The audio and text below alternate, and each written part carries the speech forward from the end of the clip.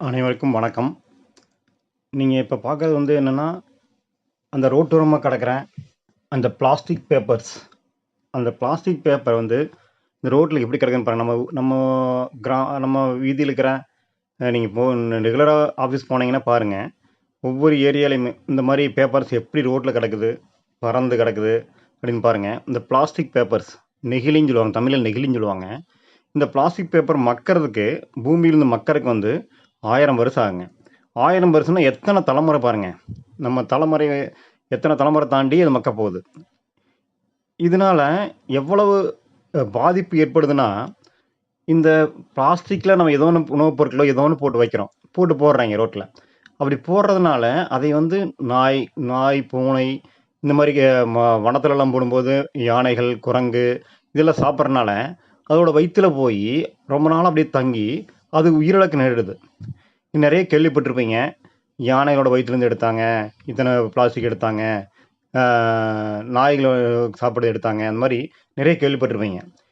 இதனால எவ்வளவு பாதிப்பு பார்த்தீங்களா? பூமிக்கும் பாதிப்பு, நம்ம மிருகங்களுக்கும் பாதிப்பு, மனிதனுக்கும் பாதிப்பு.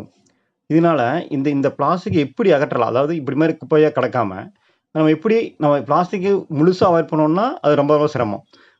அதுக்கு அதனால அதை அவாய்ட் பண்ணலாம் என்ன பண்ணலாம்? இந்த மாரி ரோட்டோரமா கிடக்காம, அதை அகற்றறதுக்கு வேற வழி இருக்குதா பார்க்கலாம்னா, அதை இந்த ஃபோட்டோஸ் பார்த்துருக்கேன் பார்த்துங்க. அதில பாருங்க. அதில பார்த்தீங்கன்னா, நம்ம தேவையில்லாத பிளாஸ்டிக் பாட்டில் நம்ம நிறைய வீட்ல தூக்கி போடுறோம் இல்லைங்களா?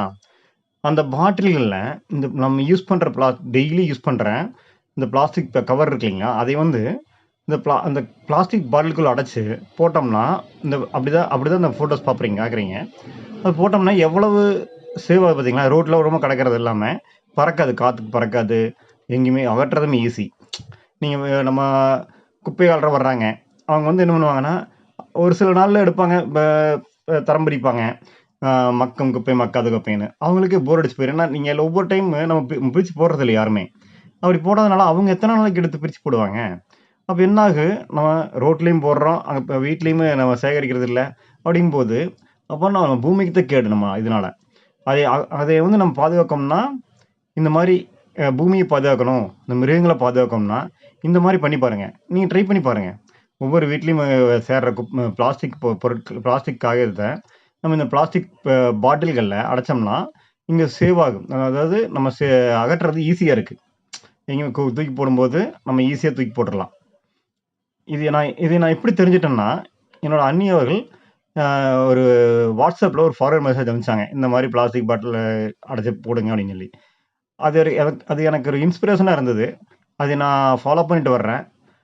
நீங்களும் இதை டெய்லி ஒவ்வொருத்தரும் ஃபாலோ பண்ணீங்கன்னா, அ அந்த பிளாஸ்டிக்க முழுமையா அகற்றிடலாம்.